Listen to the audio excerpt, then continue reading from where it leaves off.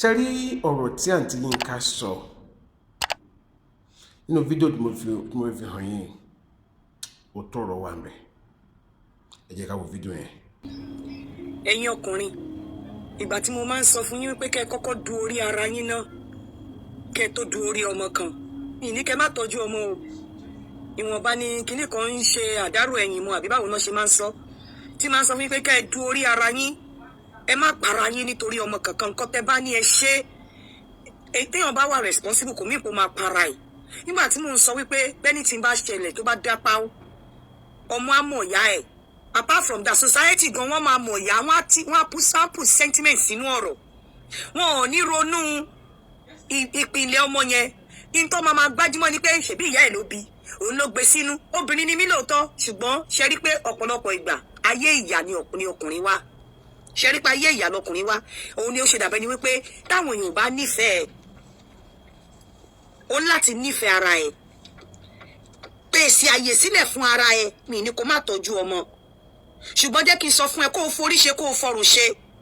Apart from wípé ọmọ àmọ̀ yẹ, apart from wípé ìyá àmọ̀ ọmọ ẹ̀, society gan á tún recognize ìyá ju ìwọ tó forí ṣe fọrùn ṣe lọ.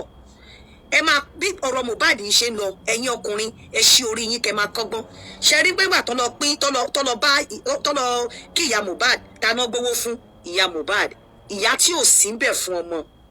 ìyá tó abandon ọmọ fún bàbá, ìjẹ́gbọ́ kan sọ̀rọ̀ bàbá mọ́. Ṣìjẹ́ gbọ́ kí wọ́n sọ pé ìyá yìí nìkan ló wà mí, bàbá tó tọ́jú ọmọ yẹn. Ká nígbà tí ìyá yẹn ti fi ọmọ yẹn lẹ̀,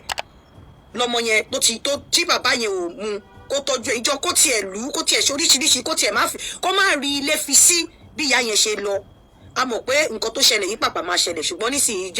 ìjẹ́ látijọ́ tí wọ́n ti ń pín owó sìn. Ṣé ìyá tí ò tọ́jú ọmọ oúnjẹ ọ̀hún sìn, oúnjẹ èèwọ̀, ó ń tẹ́wọ́ ó ń gba owó yẹn. Àwọn ayé gan wọn ò rí pé nǹkan tóbìnrin yẹn ṣe ò dáa. Wọn ò rí pé obìnrin yẹn gan wà lára àwọn tó ṣekú pa ọmọ yẹn. Ó ti ń sunkún sí ẹ bá mi wá Maya Mali, ẹ bá mi wá kinní kan, ẹ bá mi wá. Gbogbo ìgbà tó fi ọmọ lẹ̀, gbogbo ìgbà tó mọ́ ń pariwo tí ò pariwo síta, kò sẹ́ni tó sọ yẹn mọ́. Ìyá yìí ń gba owó, ó ń gba ọ̀hún, wọ́n ń gbé owó fún, ó ń gbà á. Wọ́n interview ọmọ ìyá, kò sẹ́ni tó rántí bàbá pé bàbá yẹn nígbà tí kò sí tí ìyá yẹn lọ. Bó tiẹ̀ jẹ́ pé ilé alámọ̀ ni ọmọ yẹn ń sùn sí, bó tiẹ̀ jẹ́ pé stepmother ń fìyà jọmọ yìí, bàbá yẹn ṣáà gbà á. Ó ní mo ṣe máa sọ fẹ́yìn ọkùnrin, ẹ ṣí orí yín, ẹ ṣí ọpọlọ yín. Mi ní kẹ́ má tọ́jú ọmọ, ẹ tọ́jú ara yín. Òótọ́ tó jìnnà sí irọ́ pátápátá ni ọ̀rọ̀ táǹtì Yinka sọ yìí. Àwọn bàbá ń pass through a lot in our society. Wọ́n pass through a lot. Tẹ́yìn náà bá wò, ẹ rí i pé àwọn ọkùnrin tó wà ní society wa, majority wọn ó ń jìyà jù lórí ọmọ. Though we still have some irresponsible fathers outside there tó yẹ pé wọ́n náwó láti fi tọ́mọ, ṣùgbọ́n ìranù ni wọ́n fowó wọn sí, tó yẹ pé ìyàwó wọn ló jìyà lórí ọmọ. Mi ní kò sí o, àní àwọn obìnrin tó yẹ pé ọkọ wọn ò dá sí wọn, àwọn ló mọ bá wọn ọmọ sí dé ibi tó yẹ kí wọ́n dé. Ṣùgbọ́n now ẹ jẹ́ ká wá sọ̀rọ̀ nípa àwọn bàbá tó yẹ pé wọ́n play role wọn lórí àwọn ọmọ tí wọ́n jẹ̀yà lórí kó lè dá fọ́mọ. Ṣùgbọ́n nígbà tí ọmọ yẹn gòkè tán, ìgbà yẹn ló mọ̀ wípé ó yẹ kó ń gbé ìyá òun lọ sí abroad kó wá bá ń tọ́jú ọmọ. Ìgbà yẹn ló mọ̀ pé ó yẹ kó ń kọ́lé fún ìyá òun. Ìgbà yẹn ló mọ̀ pé ó yẹ kó ń open shop fún ìyá òun tàbí kó set up business fún ìyá òun. Bàbá ńkọ́. Tẹ́ bá wò ó, ẹ rí i pé ilé tí most of àwọn bàbá yẹn jìyà kọ́, wọn àgbébẹ̀ lọ títí tọ́lọ́ yẹn fi dé. Àwọn ìyàwó ń control yẹn sí tó ń di landlady. Àwọn àtúnwá sí bàbá yẹn síta tó yẹ pé òjò ló ń pa wọ́n bẹ̀, tí wọ́n tún bẹ́rì míì sí, rárá tán. So ìdí ẹ̀ nìyẹn àǹtí Yinka ò sọ wípé kéèyàn má take responsibility ẹ̀ lórí ọmọ, ṣùgbọ́n ká máa tọ́jú ara wa náà, torí nǹkan tẹ́yẹ bá jẹ èyẹ máa gbé fún ká tó mí nìyẹn. And nǹkan tó máa ń ṣẹlẹ̀ pé nígbà tí ọmọ bá tún wá excel tán tó yẹ kó rántí bàbá làwọn ìyá máa wá incite àwọn ọmọ yẹn against bàbá ìgbọ̀n ni wọ́n á sì wá rántí pé ìgbà kan bàbá ẹ̀ fẹ́fẹ́ ìyàwó lé mi ẹmọ mi ìgbà ni àwọn nǹkan tí ò ní ìtumọ̀ ká sàlè dẹ̀yìn ọmọ yẹn àti bàbá yẹn ká dẹ̀yìn wọn kóra kò yẹ kó rí bẹ́ẹ̀. So reason yẹn tí àǹtí yẹn fi sọ wípé tẹ́yìn bàbá bá ti gbìyànjú débì kan ẹ máa tọ́jú ẹ̀mí yín náà. Ọ̀pọ̀lọpọ̀ bàbá ń sọ pé wọ́n ti di bàbá ń dágbé tíyàwó wọn wà láyé tíyàwó wọn kú ṣùgbọ́n àwọn ọmọ ti gbéyàwó wọn lọ pé àwọn fún wa bá tọ́jú ọmọ bàbá wa dáná kan dáná dídí àrò and àwọn bàbá ìdílé wọn ti weak sára torí eré tí wọ́n ń sá kiri kó lè dá fún ìyàwó àtọmọ ń gbà yẹn wọ́n ti weak sára gbogbo strength tí wọ́n ni wọ́n ti lò nígbà tí wọ́n sì wọ́n ń sẹ́yìn góòdù láti make sure pé wọ́n provide fún family ṣùgbọ́n wọ́n fi àsìkò ibẹ̀ gbogbo àwọn ọmọ náà please there's nothing bad pé ẹgbẹ́ ìyá no kò sí nǹkan tó burú mẹ́ ṣùgbọ́n tẹ́ bá ti mọ̀ pé ẹ fẹ́ gbé màmá tira wọ́n fẹ́ bá yín tọ́jú ọmọ ó ṣe kẹ́ ẹ wá ọmọ ọ̀dọ̀ tó máa tọ́jú bàbá ọ́ tẹ́rù àwọn ọmọ ọ̀dọ̀ bá ń bá yín ẹ lè wọnú family yín pé at least ọmọ àǹtí lágbájá kó ó lè wá ọmọ bọ̀dá lágbájá ó lè wá pé at least bàbá lè máa ríyàn tó jọ sí bàbá jẹ́ lè máa ríyàn ránṣẹ́ bá mi ra nǹkan báyìí bá mi ra ṣúgà bẹ́ẹ̀ bá mi ra nǹkan báyìí bẹ́ẹ̀ wọ́n á lè rí kì í ṣe pé bàbá 70-80 years ká máa sì máa ṣe gẹ́gẹ́ fònà lórí títì tó gbọ́ fẹ́ lọ ra nǹkan tó máa jẹ bẹ́ẹ̀ àwọn ọmọ ti gbé àtìrà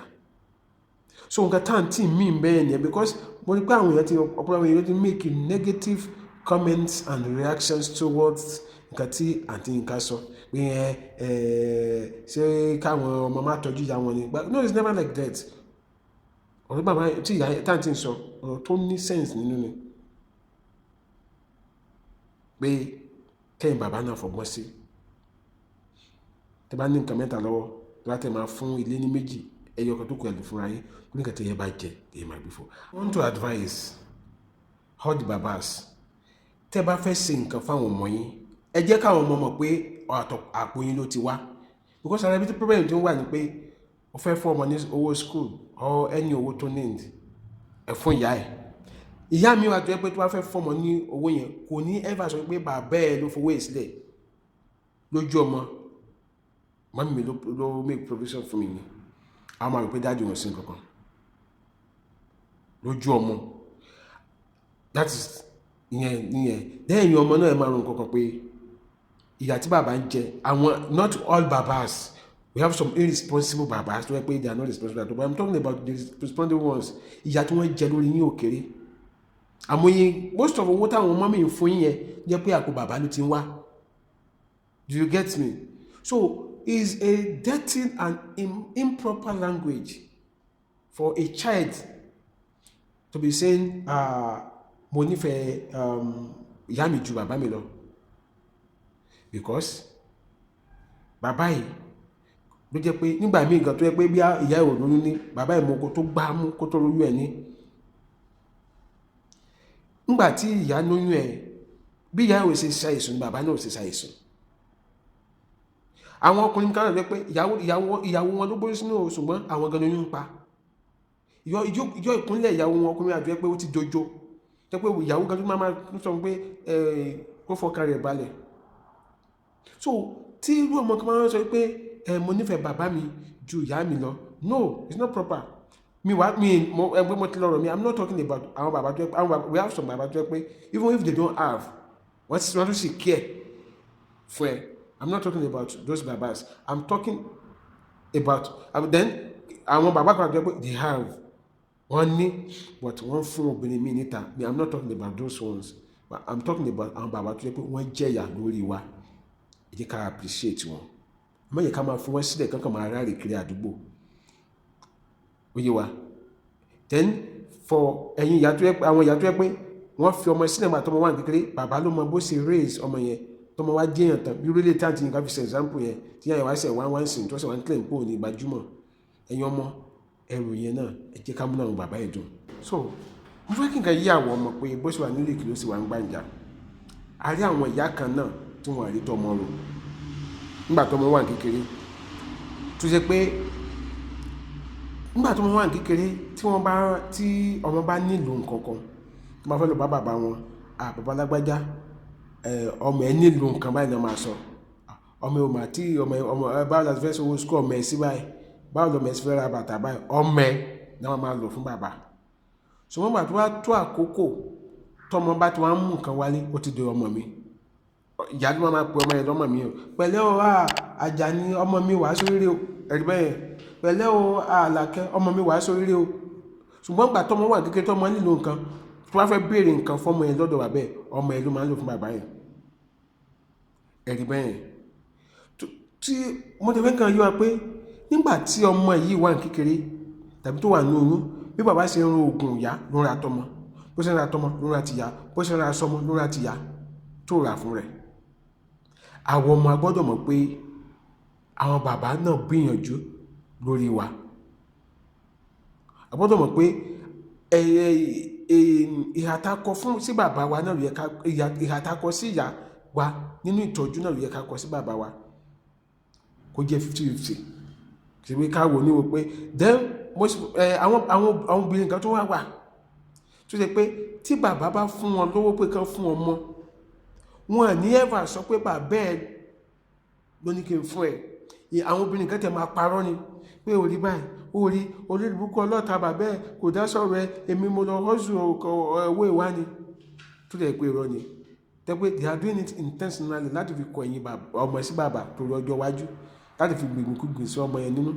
ọmọ náà àdúrà wò lóòótọ́ pé bàbá ò support ìyá ló jìyà fún un in which kẹwù tó bìnrin àwọn obìnrin kan burú sí o tí ó bá sáfẹ́rẹ́ díẹ̀ lọ́wọ́ ọkọ tí wọ́n dẹ̀ nínú owó lọ́wọ́ láti support ọmọ wọn wọ́n wá purọ́ pé ọwọ́ ọ̀rẹ́ àwọn làwọn ti yá owó yẹn in which àwọn ló ní owó yẹn lọ́wọ́ wọ́n á dẹ̀ fi owó yẹn gba dọ́bù lọ́wọ́ ọkọ tó dẹ̀ kó rí bẹ́ẹ̀ àyìn kádùsò tọ́ ara obìnrin kan tó ṣe pé tí ọkọ wọn ò ní gan tó bá jẹ́ pé owó yẹn jẹ́ ìlátàpọ̀ wọ́n máa parọ́ pé bàbá ẹ̀ ló ní kí n fún ẹ àwọn obìnrin gidi nìyẹn ṣùgbọ́n wọn àwọ́pọ̀ rárá àtọ́. I still remember my humble self. This is Adi Omade. Please don't forget to subscribe to my YouTube channel and kindly share this video. Bye for now.